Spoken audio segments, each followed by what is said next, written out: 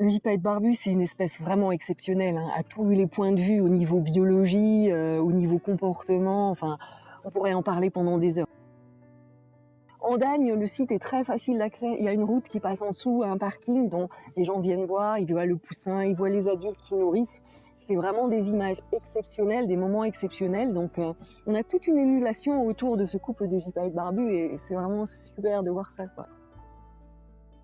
Je suis technicienne patrimoine naturel sur le secteur Haute-Tarentaise.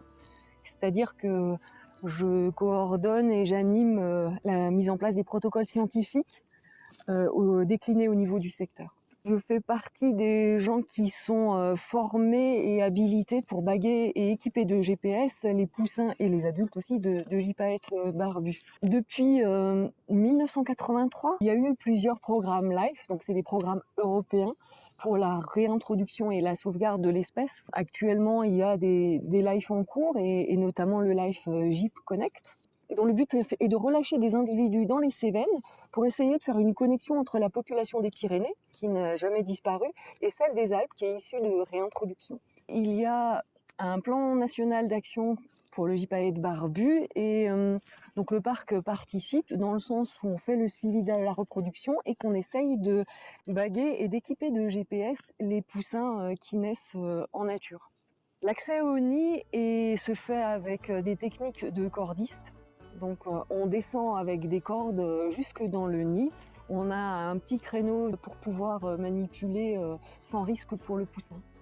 Donc quand on peut, on accède au nid et parfois on essaye, quand c'est inaccessible, de capturer les jeunes juste après l'envol. Alors concernant la technique même de capture, on utilise une épuisette. Donc c'est de nuit, donc normalement il voit pas beaucoup. On peut l'éblouir avec une lampe frontale, comme ça il ne bouge pas. On le coiffe avec une épuisette et après on peut le prendre en main et le manipuler. On a essayé de capturer sur le site d'Andagne les poussins après l'envol. C'est pas risqué du tout, mais c'est très très aléatoire parce que ça va dépendre du poussin en fait. Il y a des poussins qui sont dégourdis. Donc dès l'envol, ils vont aller se percher en falaise et donc du coup ils sont totalement inaccessibles.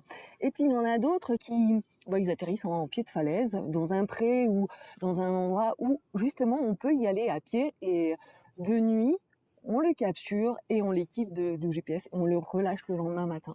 Dans le cas d'Andagne, il a été plutôt pâteau au début puisqu'il a atterri en pied de falaise. On pensait du coup que c'était totalement favorable à la capture, mais en fait il s'est réveillé, il a été bien malin puisqu'il s'est vraiment envolé en falaise et du coup on a tenté mais c'était pas accessible en fait pour nous.